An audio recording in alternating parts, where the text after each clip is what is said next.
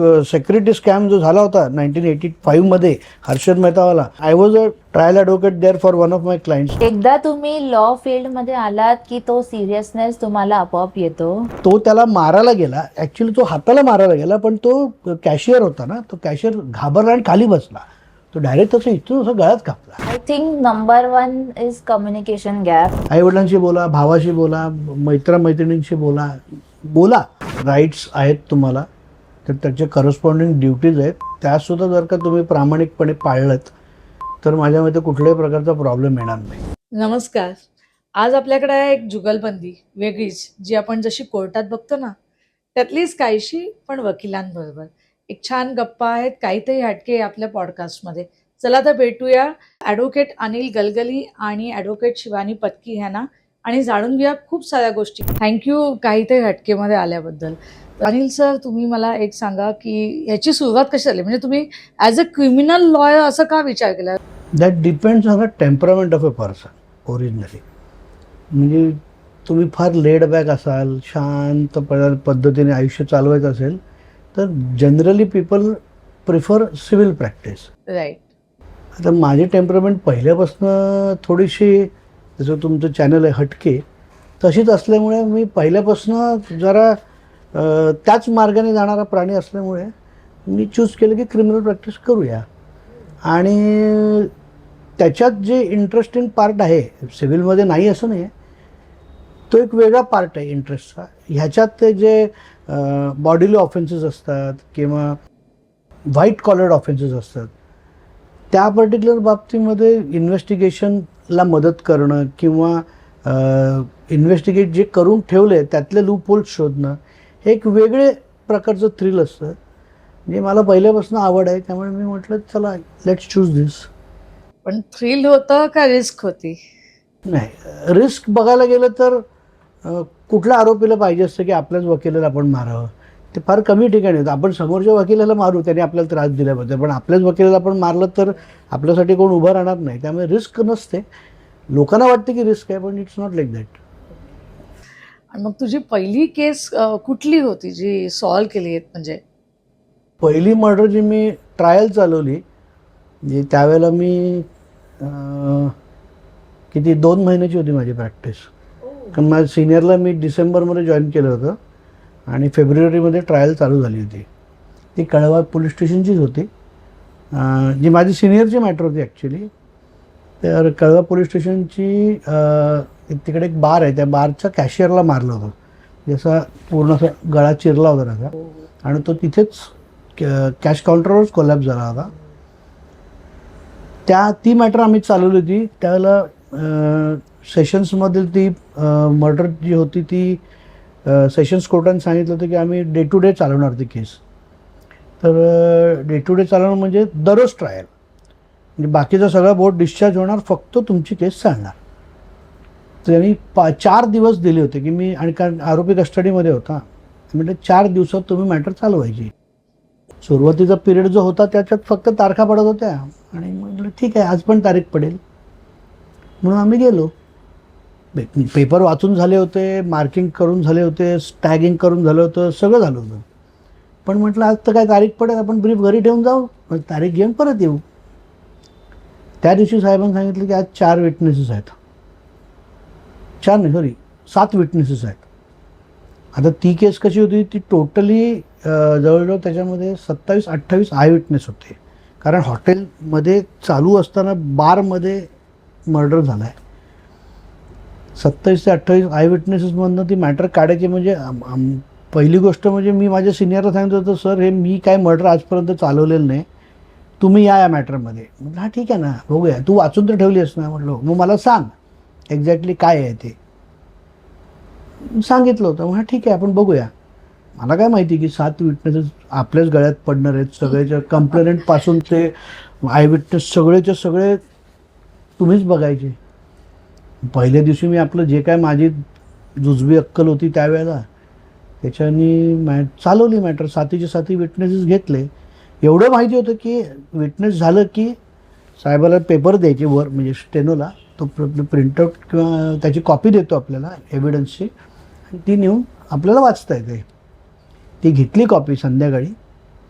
त्यावेळेला 4:45पर्यंत कोर्ट असायचं. 4:45 वाजता ते घेतलं सगळं आणि तडक पहिले गेलो माहीमला माझ्या सिनियरकडे. सर आज 7 विटनेसेस होते, हे त्याचं एव्हिडन्स आणलं आहे मी. ब्रीफ आणलेस का? म्हटलं गडबड झाली होती. म्हटलं काय? ब्रीफ साहेब घरीच होती. मग साहेबांनी त्यांची ब्रीफ दिली, चालू मॅटर म्हणून. बापरे, आता कधी आहे मॅटर? म्हटलं साहेब डे टू डे ठेवली आहे 4 दिवस. आजचा दिवस पहिला दिवस आहे, उद्या अजून विटनेस येणार. उद्या त्यांनी सांगितलं 22 विटनेस येणार. म्हटलं ठीक आहे, मी येतो, आता बघू तू काय केलंस ते. मी त्यांनी वाचलं. म्हटलं हा बरोबर केलीस की क्रॉस. ठीक आहे, केली. त्या दिवशी जज साहेबांनी विचारलं होतं का तुम्ही ह्याच्यातले कुठले डॉक्युमेंट ॲडमिट करताय? म्हटलं कुठलंच नाही करणार. म्हणजे डेथ सर्टिफिकेट पण नाही करणार. मला माहितीच नाही डॉक्युमेंट ॲडमिशन म्हणजे काय असतं ते. प्रॅक्टिस नाही माहिती ना, पण पेपरात लिहिलेलं आहे. तर त्यांनी सांगितलं डॉक्युमेंट ॲडमिट डेथ पण नाही करत. म्हटलं नाही करणार, मी इन्स्ट्रक्शन्स घेऊन मग करीन. ठीक आहे म्हटलं. मग दुसऱ्या दिवशी सकाळी मॅटर या झालं त्या म्हटलं साहेब मी डेथ सर्टिफिकेट ॲडमिट करतो. हां, हे मला वाटत होतं तुम्ही म्हणतात की काय की आरोपी जे जो डिसीज्ड आहे तो मेलाच नाही आहे असं तुमचं म्हणणं आहे की काय? म्हटलं नाही तसं काही नाही, आम्ही ॲडमिट करतो. आणि तेवढ्यात काय झालं, माझा सिनियर मागणं आला. म्हटलं आता काय, अब तो मैं शेर हूँ ना. मी लगेच उठलो, साहेब या तुम्ही पुढे, मी मागे जातो. माझं सिनियर पण माझ्यासारखा ना. त्याने म्हटलं तू ना काल नीट चालवलेस, आता तू चालव, मी मामलेदारची मिसळ खायला चाललाय. मी ती खातो आणि मग माझा मित्र आहे हायवे दर्शनमध्ये राहतो, तिकडे तू ये, तुला माहिती आहे ते. म्हटलं हो. मग मॅटर संपली की ये 5:45 विल हॅव ड्रिंक्स. म्हटलं अरे विल हॅव ड्रिंक्स, परत उद्या पण मॅटर आहे ना, बघू ना आपण डिस्कस करू, तू एव्हिडन्स घेऊन ये. ठीक आहे. मग मी चालवलं. ते 22 विटनेसेस चालवलं त्या दिवशी. छोटे छोटे होते पण अख्खा दिवस फक्त मीच बॅटल करतोय, तलवार चालवतोय फुल. ते घेऊन गेलो. सिनियर म्हटलं हाही पण चालवलीस की नीट. मी तुला सांगतो कॉंग्रॅच्युलेशन्स फॉर अन ॲक्विटल. म्हटलं आत्ताच, म्हटलं अजून उद्याचं अजून उरलेले विटनेसेस आहेत, त्याच्यानंतर आर्ग्युमेंट्स आहेत, तू मॅटर काढलीस. ठीक आहे. तर त्यांनाच कॉन्फिडन्स आहे, आपल्याला तर काय कळतच नाही. म्हणजे कसं असतं माहिती आहे, ते बरेचसे आपण व्हिडिओज किंवा रील्स बघितले असतील ना की if you don't know that it cannot be done then you can do it. Simple सांगायचं ना. जे एखादं लहान मूल असतं त्याला माहिती नसतं की आपण हे वजन उचलू शकत नाही. ते पोरगंसुद्धा अख्खं ट्रकचं टायर उचलतं, वेरस त्याला सायकलचं टायर पण उचलता येणार नाही. ते ट्रकचं टायर उचलतं कारण त्याला कोणी सांगितलं नाही ना की हे तू करू शकत नाही. मला माहितीच नव्हतं. तलवार चालवतोय मी, मरतंय कोण काय होतंय कोणाला माहिती आहे. पण तेव्हा भीती वाटली का? मला फक्त एवढं होतं त्या दिवशी, म्हणजे रात्रभर म्हटलं एक परिस्थिती अशी झाली होती ना की तो इन्सिडेंट फार वाईट होता. की तो त्याला मारायला गेला, ॲक्च्युली तो हाताला मारायला गेला, पण तो कॅशियर होता ना, तो कॅशियर घाबरला आणि खाली बसला. तो डायरेक्ट तसं इथून असं गळ्यात कापला. आणि तो कट आहे ना तो जवळजवळ it was a deep cut. Not only deep, it was almost 6 to 7 inches long with a deep cut to the entire trachea. आणि ते तिकडे हे पण होतं ना, ते अॉर्टा पण होता. त्याच्यामुळे ते काय झालं, पंक्चर झाला तो बसा रक्त व्हायला लागलं. आणि त्यांनी पण तो मूर्खपणा केला होता की त्यांनी कळवा त्या खारेगावच्या इकडनं कळवं हॉस्पिटलला आणायला सगळे मिळून अर्धा तास लागला असता. त्यांनी 8 तासांनी त्याला तिकडे नेला. बिकॉज आपल्याकडे तोच प्रॉब्लेम आहे. नाही त्याच्यामध्ये ना बरंच काय काय मध्ये होतं, रिडिंग बिटवीन द लाईन्स, जे ते त्यांनी इन्व्हेस्टिगेशनमध्ये आणलं नव्हतं. That was the flaw of the investigating officer. पण ठीक आहे, आता आमच्या ॲडव्हान्टेजला आला तो, आम्ही तो ॲक्विटल घेतली. माझी फर्स्ट ॲक्विटल जी होती ती वयाच्या प्रॅक्टिसमधल्या वयाच्या 3ऱ्या महिन्यातच होती. आणि तुम्हाला तर 25 वर्ष झालेली आहेत. तर तेव्हाचे जे क्रिमिनल हे होते आणि आत्ताचे, ह्यात काही फरक आहे का? प्रचंड फरक आहे. Bodily offences as good as आता संपल्यातच जमेल. म्हणजे एक काळ होता जेव्हा मी सुरुवात केली त्या that was as good age in the midst of that bodily ऑफेन्सेसचं एरा. म्हणजे सुरुवात ते गँगस्टर्स वगैरे झाली होती, पण अदरवाईज सुद्धा लोक वाटलं की उचलून मारलं, हे जे कल्चर होतं त्यावेळेला ते आता हळूहळू कमी झालेलं आहे. त्यामुळे झालं आहे कसं की बॉडीली ऑफेन्सेस हळूहळू कमी व्हायला लागलेत. बट त्याचबरोबर म्हणजे ज्याला आम्ही म्हणतो की ब्ल्यू कॉलर्ड क्रिमिनॅलिटी कमी झाली आणि व्हाईट कॉलर प्रचंड प्रमाणात वाढली. आणि म्हणजे लोक खोटं बोलायला किंवा एखादं खोटं डॉक्युमेंट मॅन्युफॅक्चर करायला मारून टाक सही होऊन जात आहे. ते सही तशी मारू शकतोस ना, मग मार. That is an offence. आपण रिअलाइज नाही करत त्या पर्टिक्युलर वेळेला, but that is an offence that can lead to big scams like security scam जो झाला होता 1985 हर्षद मेहतावाला, तो तसाच होता. That can I was a trial advocate there for one of my clients त्या मॅटरमध्ये. अच्छा. जी मॅटर हायकोर्टात ट्रायल चालली, तर त्या मॅटरमध्ये सुद्धा मी सगळ्यात लहान होतो त्याच्यामध्ये. बाकी सगळे एकापेक्षा एक दिग्गज लोक होती, पण ट्रायलमध्ये त्यातल्या त्यात थोडंफार नॉलेज असल्यामुळे मला त्यांनी तिकडे मला इन्क्लूड करून घेतला होता. आणि मग ती ट्रायल चालली होती त्यावेळेला लक्षात आलं की स्पर ऑफ अ मुवमेंटमध्ये हा करून टाकले सही, कोण नाही विचारत. राईट. पण त्या माणसाला अथॉरिटी आहे का ती सही करायची, हे कोणीच बघितलं नाही.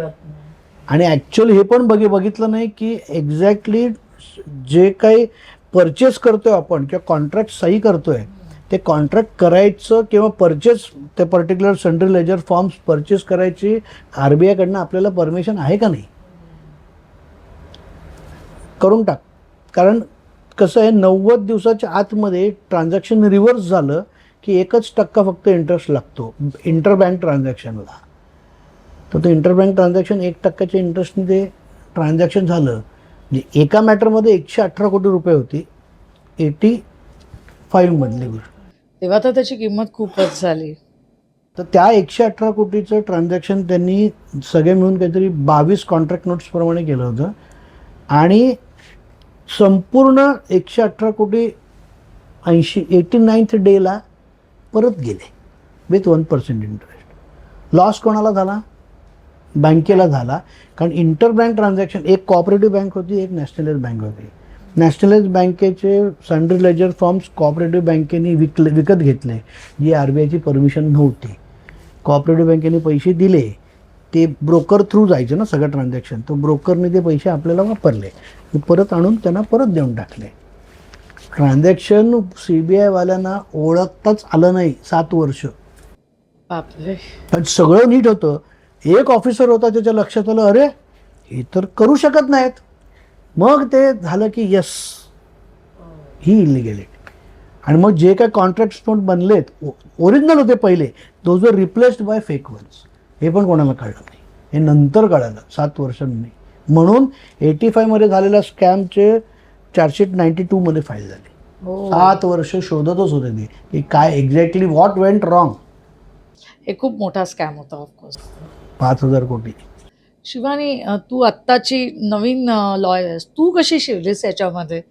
सो लॉ मला नेहमीच इंटरेस्ट करायचा की ॲक्च्युली आपलं लॉ काय आहे, कसं हे वर्क करतं. दुसरे फील्ड्स ट्राय करून मला अजून रिअलाईज व्हायला लागलं की लॉमध्ये माझं इंटरेस्ट अजून जास्त आहे, तर त्याच्यावर मग मी फोकस करायला लागली. पण म्हणजे काही त्याचं कारण होतं की दुसऱ्या फील्डमध्ये तुला असं दिसलं की नाही इथे हे खूप चुकीचं होतं किंवा या सगळ्या गोष्टी चुकीच्या होतात आणि म्हणून मला हे शिकलं पाहिजे आणि हे केलं पाहिजे, असं काही होतं?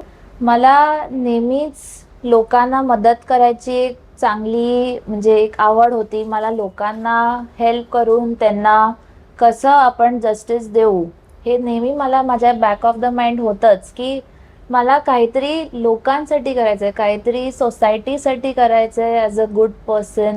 सो लॉ एक माझा ऑलवेज एक इंटरेस्ट होता की मी लॉयर बनून I will do something good for the people. Great. आणि तुमचा? खरं सांगू, माझं ग्रॅज्युएशन म्हणजे ग्रॅज्युएशनच्या आधी माझा एक मेजर ॲक्सिडेंट झाला होता. त्याच्यामुळे मी विचार केला की जाऊ द्या, कशाला अभ्यास करायला, सेकंड इयरमध्येच सोडून देऊ आपण, इकडे आपण काहीतरी धंदा करूया. मग वडील म्हणाले माझे, ते ॲक्सिडेंटचं 3 महिने period I was totally bed rest. मग बेड रेस्टवर असताना म्हटलं आता तुला काय काम आहे, काय नाही ना, मग अभ्यास तर कर. मग सेकंड इयर मी पास झालो त्या झोपूनच. म्हटलं सेकंड इयर झालंच तर मग 3rd इयर करू, काय 35% तर 35%, काय फरक पडतो. मग केलं कसं बसं 3rd इयर BCom पण पास केलं. मग मी जिकडे क्लासला जायचो ना ते जोशी काकू मला सांगायचे, अरे काय नाही करत आहेस ना तर लॉ तर कर, तुझं पोट तरी भरशील. म्हटलं लॉचा अभ्यास कधीच वाया जात नाही. Either you learn or you earn or you do both. तर म्हटलं चला अर्न करूया. मग नंतर लक्षात आलं की नुसतं अर्न नाही करता येत, हे अप टू डेट दररोज राहायला पाहिजे तर तुम्ही अर्न करू शकता. आणि अर्नच्या मागे लागलात की तुमचं लर्न राहतं बाजूला, आणि लर्न करत नुसतं बसलात तर अर्नकडे लक्ष द्यायचीच गरज पडत नाही. अर्न आपोआप व्हायला लागतं. तुझं पण हेच मत आहे? Totally agree. पण कारण तू न्यू जनरेशन आहे, म्हणजे जेन एक्स मधली आहेस, तर ते त्यांना अभ्यास किंवा एवढा सिरियसनेस खरंच नाहीये जो आम्ही बघत नाहीये. म्हणजे ते जरा वी शुड से बिंदास किंवा निर्धास्त असतात, पण तुझ्या बाबतीत हे ऑपोजिट दिसतं. एकदा तुम्ही लॉ फील्डमध्ये आलात की तो सिरियसनेस तुम्हाला आपोआप येतो. एकदा तुम्हाला ते लॉचं तुमच्या आत रक्तात तुमचं लॉ गेलं ना की तो आपोआप तुम्ही पुस्तकं घेऊन ते वाचणार. एकदा तुम्हाला तो चस्का लागला की हां आपल्याला कोर्टात जायचंय, आपला क्लायंट आपल्यावर निर्भर आहे, आपल्या क्लायंटसाठी आपल्याला काहीतरी करायचं आहे, आपण आपोआप ते भले आपण कॉलेजमध्ये कधी वाचलं नसेल आणि एक दिवस आधी वाचून पास झालं असो, आपण ते पुस्तक घेणार, केस लॉ वाचणार आणि मग कोर्टात जाणार. ती जी सेन्स ऑफ रिस्पॉन्सिबिलिटी ना आपोआप येते. म्हणजे कोणाच तरी माणसाचं आयुष्य आपल्या हातात तो देऊन गेलाय. Exactly. He sense of responsibility आहे ना, ही म्हणजे ओव्हरऑल म्हणजे आत्ता अंगावर सुद्धा काटा आलाय. कारण कुठलाही माणूस येऊन त्याची प्रॉपर्टीची जबाबदारी असते, त्याच्या मुलीच्या आयुष्याची असते, मुलाच्या आयुष्याची असते, स्वतःची असते, अख्ख्या खानदानाची असते. हे तो सगळं देतो की साहेब वाचवा. बरोबर. मग असं जर का कोण करून आपल्यावर विश्वास ठेवतो आणि तो येतो, तर मग त्या विश्वासाला कुठलाही जनरल माणूस बघायला गेला तर तो तडा नाही पडू देणार त्याला. आणि तो त्याचं फक्त काय म्हणतात त्याला, त्याची अडचण सोडवणं नाही आहे. इथे आपण सुद्धा त्याच्यातनं अर्न करतो ना, रादर लर्न करतो. जसं आम्ही म्हणतो ना की दरवेळेला either you win or you gain experience. पण काय होतं की आयदर यू विन झाल्याचा प्रश्न नाही, तो क्लायंट तुमचा कायमस्वरूपी झाला. पण even if you gain experience, even you lose and gain experience, तो एक्सपिरियन्स आहे ना त्यालाही माहिती असतं की बेसिकली कसं आहे, जसं आपण लहान मुलांना सांगतो की बाबा काही झालं ना तर एक गोष्ट लक्षात ठेव की तू give your best shot, mark काही होते डझंट मॅटर.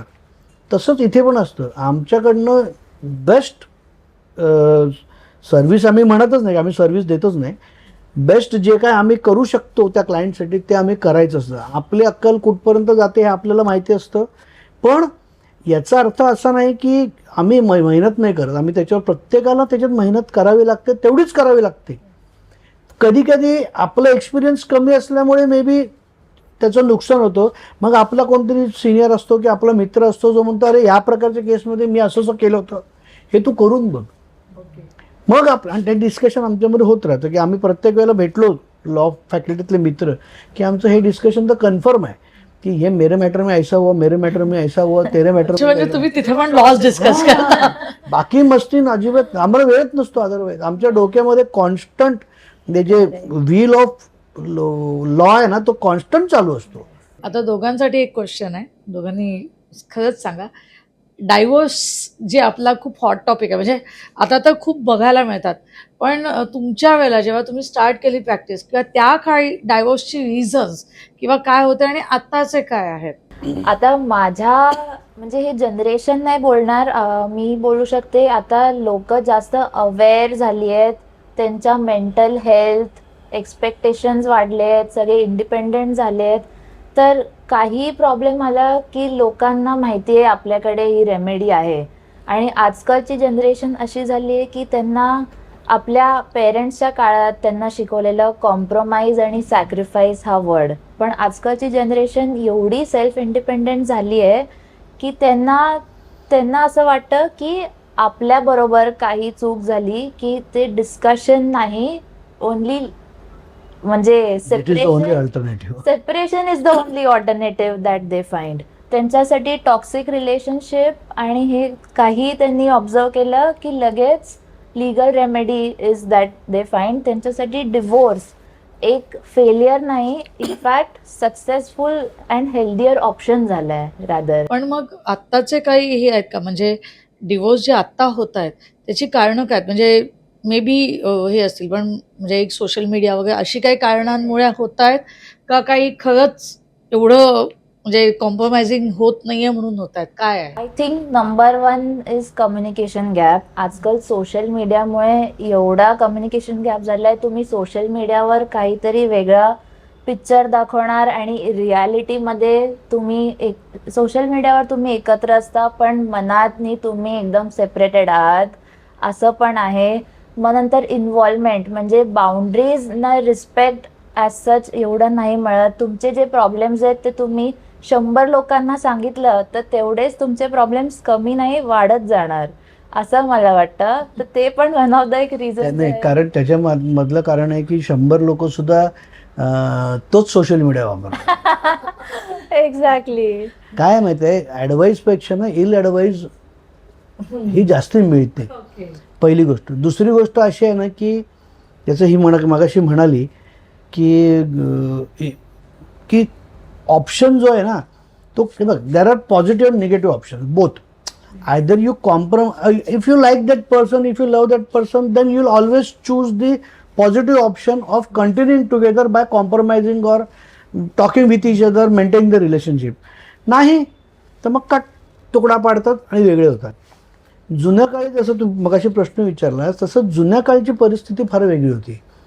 जुन्या काळी ना ॲटलिस्ट त्यावेळेला ना सोशल मीडियाचं एवढं फॅड नव्हतं. म्हणजे मला आठवते जेव्हा आम्ही सुरुवातीला एकदमच नवीन होतो त्याला ऑर्कुट नावाचा प्रकार होता. That was the first thing जे रेडिट मेलने काढलं होतं. तो ऑर्कुट होता, त्याच्यातच आपले काहीतरी 4-8-10 मित्र होते जे त्याच्यावर होते तेवढे होते. नंतर जे रिव्होल्युशन आलंय सगळ्यात मोठं कारणीभूत आहे ना दॅट सोशल मीडिया. तुम्ही आज सुद्धा जर का बघितलं ना तर झोपायच्या किती वेळ आधी फोन तुम्ही ठेवता, तुमच्या घरच्यांशी बोलता. म्हणजे घरी गेल्यानंतर सुद्धा तुम्ही तुमच्या बायकोशी, मुलाशी, मुलीशी किंवा नवऱ्याशी तुम्ही फोन बाजूला ठेवून बोलता का? नाही, कोणीच सापडत नाही. मी तर म्हणतो की काही ज्यांच्याकडे फोन नाही आहेत ना, जे म्हणतात की साहब मेरे पास फोन नहीं है, मेरे पास फेसबुक नहीं है, ये नहीं है, वो नहीं है. अरे तो ब्लेस्ड आहे, सुखी आहे. ब्लेस्ड आहे. म्हणजे मी तर शापित आहे, माझ्याकडे 2-2 नंबर आहेत. काही काही लोक तर 4-4 नंबर घेऊन फिरतात. त्यांना तर मी देवच भलं करो त्यांचं, असं मी म्हणतो. पण पूर्वी म्हणजे आता तरी सोशल मीडिया हा प्रॉब्लेम आहे, पण पूर्वी काय होतं मग? पूर्वीची कारणं काय होती डिवोर्सची? पूर्वी डिवोर्स आणि होत कुठे किती होते? पर्सेंटेजेस नाही, तेच सांगतो, पूर्वी होत कुठे होती डिवोर्स तेवढी? पहिले हे समजून घे, सिम्पल आहे. त्याच्या मागचं एक बेसिस असं आहे की फॅमिली कोर्टची स्थापना झाली. बरोबर आहे. फॅमिली कोर्टची स्थापना कशासाठी झाली? कारण हिंदू मॅरेज ॲक्टमध्ये डिवोर्सचं सेक्शन आहेच की, बरोबर आहे. आता म्हणजे फॉर दॅट मॅटर हिंदूच नाही, ख्रिश्चन आहे, पारसी आहे, सगळ्याच प्रकारचे धर्म. आपण तर मल्टी रिलिजियस कंट्रीमध्ये राहतो. प्रत्येकाच्या डिवोर्सचे ग्राउंड्स आहेत, जवळजवळ सगळे सारखेच आहेत. पण कसं होतं की काही काही रिलिजन्समध्ये बायकांना एक्स्ट्रा ग्राउंड्स दिलेले आहेत, व्हेरज काही रिलिजन्समध्ये पुरुषांना एक्स्ट्रा ग्राउंड दिलेले आहेत. ते आता मी स्पेसिफिकमध्ये जात नाही. पण सिच्युएशन अशी आहे की जुन्या काळी सुद्धा डिवोर्सेस होत होते, पण त्यावेळेचं जे विचार करायची शक्ती होती, जे ॲडजस्टमेंटची जी म्हणजे व्याख्या होती लोकांची, ती टोटली वेगळी होती. आज जसं ही म्हणाली की ॲडजस्टमेंट आणि कुठल्याही प्रकारचं प्रॉब्लेमचं सोपं उत्तर. बघ, प्रॉब्लेम मॅरेजमध्ये असेल किंवा कुठलंही असेल, what we try to do is जे सगळ्यात सोपं उत्तर कुठलं ते सर्च करतो. त्याच्यात nobody wants to put more efforts in that relationship to keep that alive. त्याच्यामुळे काय होतं की ठीक आहे, डिवोर्स घेऊन वेगळा हो. मी तर माझ्या प्रॅक्टिसच्या सुरुवातीला हे पण बघितलं की लोकांनी म्हणजे डिवोर्स घेऊन परत 4-5 वर्षांनी परत आले माझ्याकडे आणि सांगितले की साहेब मला परत कंटिन्यू करायचं ह्याच बाईबरोबर, की ती म्हणते ह्याच पुरुषाबरोबर. तुझ्या बाबतीत झालंय का आत्ता असं काही? असं त्यांना झालंय. रिअलाइज होतं नंतर की हे आपण चूक केली याच्यामध्ये. मला एक इन्सिडन्स माझा आठवतो की आमच्या कॉलनीमध्ये होतं, एक डिवोर्स झालेला होता. तर बायका किंवा हे सगळे गॉसिप, इव्हन आम्ही मुलं ॲज तिचा डिवोर्स झालाय, तिचा डिवोर्स झाला, म्हणजे it was look as a taboo म्हण किंवा वाईट गोष्ट म्हणून अशी बघितली जायची. आता इट्स अ टॅग ऍक्च्युली, असं मला वाटतंय. नाही, इनफॅक्ट मी तर आता रिसेंटली एका मॅटरमध्ये बघितलं ज्याच्यामध्ये म्हटलं साहेब काही करा मला डिवोर्स घेऊन द्या. म्हटलं कशासाठी पण? नाही डिवोर्स झालं ना की मग मला स्थळ आहे, मग कोणाशी डिवोर्स घेणार? माणूस तरी पाहिजे ज्याचे लग्न, तिचं लग्न झालं नव्हतं. ओ मग म्हटलं मी मग काय करणार? मग मी कोणाशी तरी लग्न करते. म्हटलं कोणाशी करणार? मग मी बघते. म्हटलं हे काय लॉजिक आहे मला कळलंच नाही.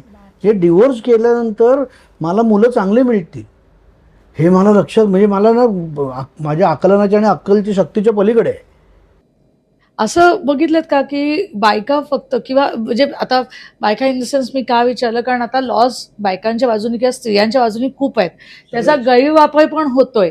तर असं कुठे तुमच्याकडे केस आली आहे का दोघांपैकी कोणाकडे की लग्न केलंय, पैसे घेतलेत, म्हणजे ॲलिमोनी घेतली बेसिकली ह्यूज अमाऊंट, आणि नंतर हे केलं किंवा सोनं घेऊन पळून गेले?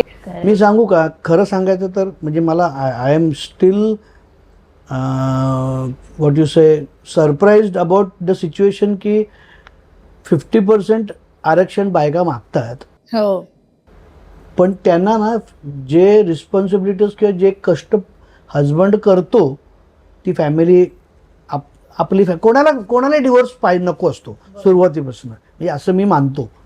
काही जण फक्त तेच करतात तो भाग वेगळा आहे, पण ज्या वेळेला तुम्ही 50% हक्क मागता तेव्हा तुम्ही 50% रिस्पॉन्सिबिलिटी पण शेअर केली पाहिजे ना, ऑफ एव्हरीथिंग.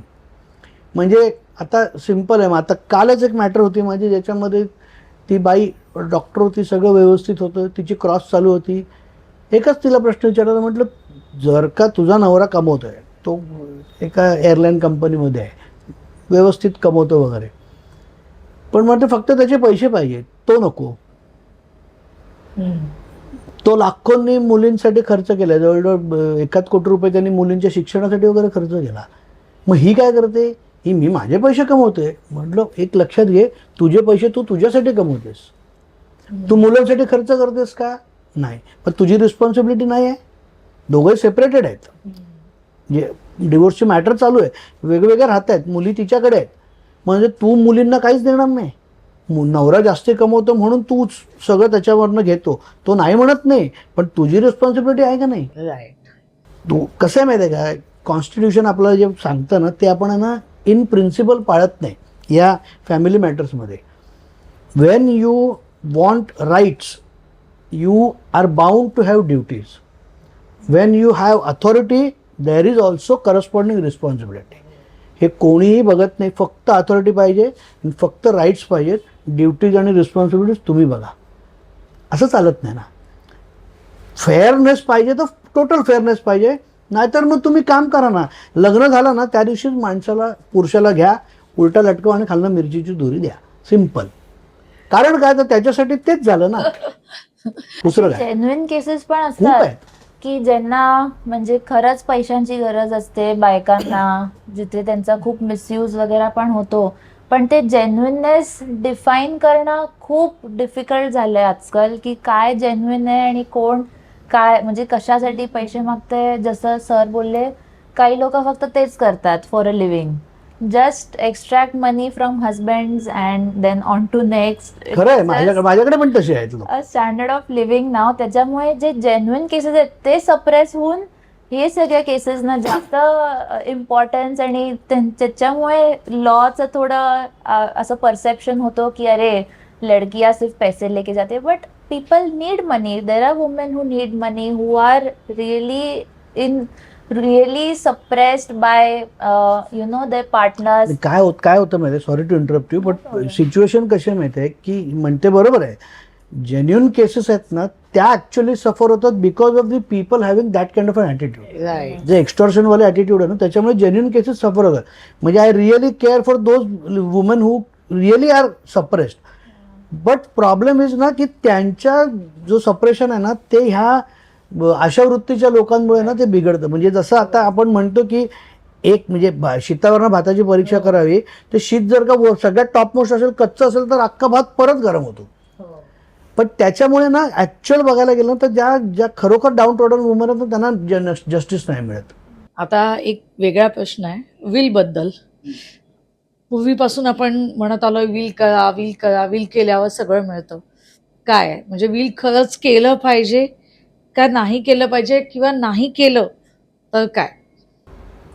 आता कसं आहे माहिती आहे का, सिंगल चाइल्ड असेल तर विल करायची जनरली गरज पडत नाही, जर का सगळीकडे नॉमिनेशन्स करून ठेवले असेल तर. म्हणजे नॉमिनेशन इम्पॉर्टंट आहे. खूपच इम्पॉर्टंट आहे, प्रश्नच नाही त्याबद्दल. आणि म्हणजे ते काही असो, म्हणजे फायनान्शियल ट्रान्झॅक्शन्स असो, सोसायटी असो, कॉपरेटिव्ह सोसायटीमध्ये नॉमिनेशन करून ठेवलेलं नेहमीच चांगलं असतं. जास्तीत जास्त काय होतं, एक इंडेमनिटी बॉन्ड द्यायला लावतात, एखादं पेपर पब्लिकेशन करावं लागतं, आणि दॅट इज इट. विल केलं की विलला प्रोबेट करा, प्रोबेटची परत कोर्ट फी स्टॅम्प भरा, त्याच्यानंतर ती 6 महिन्याचा पिरियड जातो, त्याच्यामध्ये परत पेपर पब्लिकेशन आलंच. हे सगळी जी फॉर्मॅलिटी आहे प्रोबेट घेण्यासाठी ही तुम्हाला करावी लागते. त्याच्यापेक्षा मग नॉमिनेशन केलं तर ॲटलिस्ट 50% प्रॉब्लेम्स तरी बँकेचे आणि ह्याचे त्याचे फायनान्शियल इन्स्टिट्यूट संपून. आधी असं नव्हतं, आधी बँकासुद्धा सक्सेशन सर्टिफिकेट किंवा लिगल हेअरशिप सर्टिफिकेट शिवाय देत नव्हती. पण आता RBIने सुद्धा आणि फायनान्स मिनिस्ट्रीच्या गाईडलाईन्सप्रमाणे सुद्धा बऱ्याचशा गोष्टी त्या थोड्याशा स्मूदन केलेल्या आहेत, की तुम्ही एवढंच जरी केलं तरी तुम्हाला फायनान्शियल इश्यूज संपू शकतात. बँका, FD, डीमॅट अकाउंट वगैरे वगैरे वगैरे. फक्त नॉमिनेशन सगळ्यामध्ये करणं इम्पॉर्टंट आहे. आणि जर का ते चेंज करायचं जरी असेल तरी ते सुद्धा प्रामाणिकपणे तत्परतेनं केलं पाहिजे. पण विल मध्ये पण असं काही होतं का की विल चेंज करता येतं, किंवा विल नलिफाय होतं, किंवा रजिस्टर नाही केलं तर काही प्रॉब्लेम होतात? रजिस्टर नाही केलं तर प्रॉब्लेम्स होतात खरे. पण काही जणांना त्याचं एक्झम्पशन आहे, म्हणजे सोल्जर्स बिल्जर्सना, कारण ते वॉर फ्रंटवर असतात. ते एखादं मरता लढता काही झालं तर तो सांगता त्याच्या जो मेट असतो त्याला सांगतो की अमुक अमुक ही गोष्ट हिला दे, ही गोष्ट ह्याला दे, ते लिहून देतो. That is also sufficient.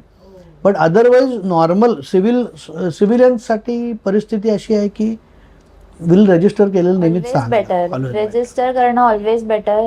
आणि आजकाल लाईफ तर एवढी अनसर्टन आहे की समजा आता आमच्याकडे अशी लोक येतात, भरपूर फ्लॅट्स, भरपूर प्रॉपर्टीज, अकाउंट्स वगैरे, तर त्या वेळी तुम्हाला विल करणं ऍक्च्युली खूप युजफुल पण असतं. एका कर्वच्या आत तुम्ही विलमध्ये तुमचे सगळे प्रॉपर्टीज लिस्ट करू शकता. मेल्यानंतर एक एक प्रॉपर्टीच्या मागे धावणं बिकम्स व्हेरी टीडियस. मग विल त्यावेळेस हेल्पफुल होतं. काही डिस्प्यूट असेल फॅमिलीमध्ये आणि तुम्हाला कोणा पर्टिक्युलर तुमच्या लिगल हेअरला ते नसेल द्यायचं, तर you can choose who you want to give. मी ऐकलं विल केल्यानंतर पण डिस्प्यूट्स होतात, म्हणजे माणूस गेलंय त्यामुळे आणि त्यानंतर पण डिस्प्यूट्स होतात, कसंही डिस्प्यूट आणि you can challenge that will also. Will is not a conclusive document. Okay. Conclusive document आम्ही नेहमी म्हणतो is a gift deed. Gift deed केलं की that is a conclusive document. तुम्ही परत कधीच घेऊ शकत नाही ते. म्हणजे मी गिफ्ट केल्यानंतर मी परत नाही मागू शकत. पण विलचं कसं असतं माहिती आहे का, विल माणूस हयात असेपर्यंत तो 100 वेळा काय 200 वेळा पण चेंज करू शकतो. गिफ्ट डीड बद्दल सांगाल का? म्हणजे लोकांनी विल न करता गिफ्ट डीड केलेलं चांगलं की वाईट? आणि कोणी करता येतं, म्हणजे कोणाला करतात आणि कोणाला देतात? गिफ्ट कोणीही करू शकतो. पण मजेशीर बाब त्याच्यातली अशी आहे की आपल्याकडे जो सेन्स ऑफ ओनरशिप आहे ना, तिनं माणसांच्या हातून सुटत नाही. I always say to all my clients की हे बघ, हे विल वगैरे करून तुम्ही ठेवाल, प्रश्न नाही त्याच्याबद्दल, आपण करू रजिस्टर वगैरे सगळं मी बनवून देईन, तुम्ही करा रजिस्टर, सगळं आहे. पण प्रॉब्लेम इज ना की हे तुमच्या पश्चात आहे, तेव्हा तुम्ही नाही यात सांगायला की मला हे त्यालाच गेलं पाहिजे आणि त्यालाच मिळतंय का नाही. जर तशी परिस्थिती असेल ना, तर तुम्ही जिवंतपणे तुमच्या हयातीत तुम्ही ज्याला कोणाला द्यायचं तर गिफ्ट करा. नाही पण त्याने माझी काळजी नाही घेतली तर मग आता नवीन ऍक्ट मधल्या काळामध्ये आलेलं आहे, सिनियर सिटीजन्स मेंटेनन्स ऍक्ट. तर त्याच्याप्रमाणे तुम्ही केलेलं गिफ्ट सुद्धा, ते एकच ऍक्ट आहे त्याच्यामध्ये, केलेलं गिफ्ट सुद्धा रिवोक करता येतं. ओके. बाकी otherwise transfer of property act मध्ये gift is a conclusive document. त्यामुळे वयस्कर माणसं म्हणजे सिनियर सिटीजननी जर का गिफ्ट केलं तर तो ते रिवोक पण करू शकतो with the order taken from the collect. Or deputy collector जो कोणत्या त्याला किती वेळ लागतो? 6 महिन्यापेक्षा जास्त नाही वेळ लागत, कारण त्यांच्या त्या ऍक्टमध्ये क्लिअरली म्हटलेलं आहे, दोघांचं म्हणणं घेतलं जातं आणि इमिजिएटली तो ऑर्डर पास करतो, तो गिफ्ट रिवोक होतो. रिवोक होत आहे. मग gift deed is always good.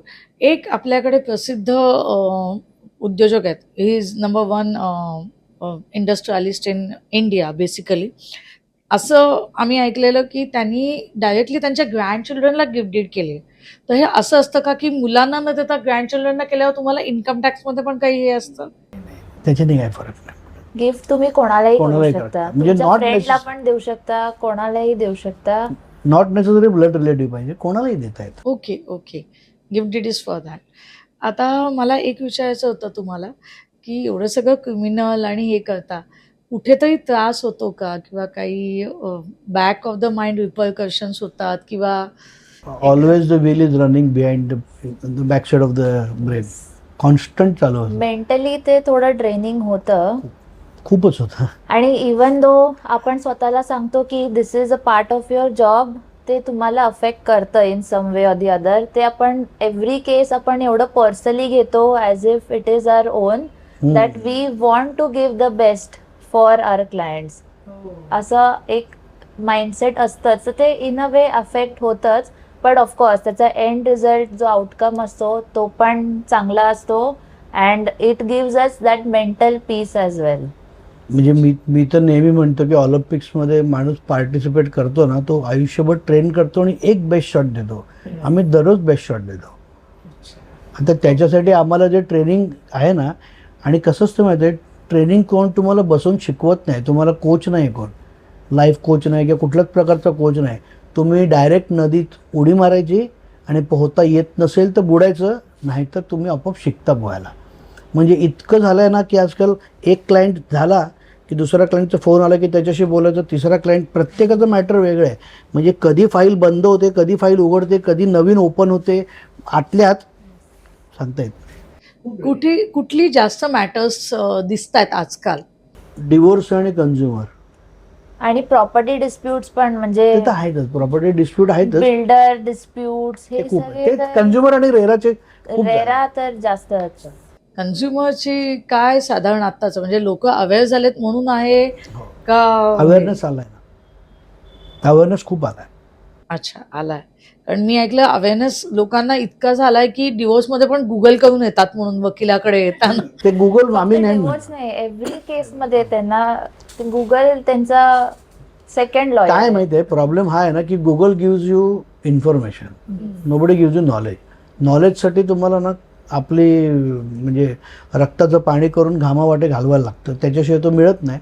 पण लोकांना ते इझी आहे. जर मी म्हटलं ना इन्फॉर्मेशन ओव्हरलोड, सेम प्रॉब्लेम आहे. आता डॉक्टर्स पण वैतागलेले आहेत त्याच गोष्टीसाठी की एवढं समजून, पहिलेच जसं की यांची PhD झालीच आहे किंवा MBBS देऊनच आलेले आहेत आणि हे त्याला अक्कल शिकवतात डॉक्टर. म्हटलं अरे तिची परिस्थिती बघ आणि तू मला काय सांगतोयस. आता तुम्ही दोघं सोशली म्हणजे लोकांसाठी आपल्या चॅनलवरून काही मेसेज देऊ इच्छिता का, ज्याने ऑफकोर्स त्यांच्यासाठी चांगलं होईल? काही टिप्स, मेसेजेस? जसं मी मगाशी म्हटलं की राईट्स आहेत तुम्हाला, तर त्याचे करस्पॉन्डिंग ड्युटीज आहेत, त्यासुद्धा जर का तुम्ही प्रामाणिकपणे पाळलं तर माझ्या मते कुठल्याही प्रकारचा प्रॉब्लेम येणार नाही. फक्त राईट्सचं प्रोपोगंडा करायचा आणि ड्युटीज किंवा रिस्पॉन्सिबिलिटीज टोटली अवॉइड करायच्या. तसं जर का केलं तर कोणीच तुमच्या साईडने कधीच उभं राहत नाही. Law will never support you. आणि वी आर इन स्टेट म्हणजे वी आर इन ह्युमन्स. कुठेही गेलात तर तुम्हाला लॉच्या शिवाय पर्याय नाही. तुम्ही समुद्रात गेला तर मॅरिटाईम लॉ आहे, आकाशात गेला तर स्पेस लॉ आहे, जमिनीवर तर दुनियाभरच्या लॉ आहेतच. त्याच्यामुळे तुम्ही जर का त्या ॲक्ट सोडा, तुम्ही दिलेले तुमचे राईट्स जे आहेत त्याच्यासाठी तुम्ही करस्पॉन्डिंग ड्युटीज पाळा. मग त्या ड्युटीज काही असोत, म्हणजे आईवडिलां टुवर्ड्स असोत, मुलाबाळांसोबत टुवर्ड्स असोत, बायकोबरोबर असो, सोशली असो, ते जर तुम्ही ड्युटीज जर काही प्रामाणिकपणे पाळल्यात, रिस्पॉन्सिबिलिटीज घेतल्यात आणि त्या पार पाडल्यात, तर माझ्या मते कोणालाच काहीच प्रॉब्लेम येता कामा नाही. आणि पेशन्स फार गरजेचं आहे. Very true. तुझं काय मत आहे? माझं एक ॲडवाईस असेल की काही प्रॉब्लेम्स असतात लाईफमध्ये, काही तुम्ही प्रॉब्लेम्स फेस केले, त्याचं एक्स्ट्रीम मेजर्स तुम्हाला घ्यायची गरज नाही. आजकाल खूप खूप रेमेडीज अवेलेबल आहेत. You can sick help. तुम्ही लोकांना कन्सल्ट करा, लॉयर्सना कन्सल्ट करा, आजकाल काउन्सिलर्स असतात, काउन्सिलर्सना कन्सल्ट करा. देर आर व्हेरियस ऑप्शन्स आणि you can get help and try to improve yourself rather than taking drastic changes. आणि as sir said, be a good citizen, respect the law आणि तुमचे duties तुम्ही fulfil करत राहा. With respect to divorce आणि कपल्सना मी एक advice देईन की डोंट ट्रीट, म्हणजे it should be you and him versus the problem, not you versus him. So this is my advice to the couples. Taking help of the problem. Yes. आणि substance अब्यूजवर काही मुलांना substance अब्यूजवर तर मी सांगेन की that seems to be a very easy way out of problem प्रत्येकाला असतात. आपण नाही का फेस केले आपल्या यंग एजमध्ये. त्यामुळे substance abuse is not the solution. जसं ही म्हटली की तुम्हाला जर का प्रॉब्लेम वाटतोय, काही डिप्रेशन असेल, अजून काही असेल, तर you take help, you talk. Basically काय माहिती आहे का, when you open out, the 90% of the problems are gone. ते तुम्ही ओपन आउटच होत नाही. तुम्ही तुमच्या सोशल मीडिया आणि ते रील्स आणि त्याच्यातच जर का तुम्ही अडकून पडलात, तर तुम्ही प्रॉब्लेम वेंट आउटच करणार नाही. वेंटिंग आउट जो आहे ना, venting out is not necessary always की तो काहीतरी तोडफोडच केली पाहिजे. तुम्ही बोलून सुद्धा सांगू शकता. आई वडिलांशी बोला, ते बोलत नाहीत. राईट. आई वडिलांशी बोला, भावाशी बोला, मैत्रिणींशी बोला. त्याच्यामुळे तुमचे 90% प्रॉब्लेम बेसिकली डोकं शांत होतं. आणि त्याच्यानंतर गरज पडली तर तुम्ही जसंही म्हटली तसं प्रोफेशनल ॲडवाईस घ्या. राईट. Thank you so much. तुम्ही दोघं आलात आणि खूप चांगले इन्साइट्स दिलेत. बऱ्याच गोष्टींवर आपण बोललो आणि त्याबद्दल खरंच मी मनापासून तुमचे आभार मानते. Thank you so much.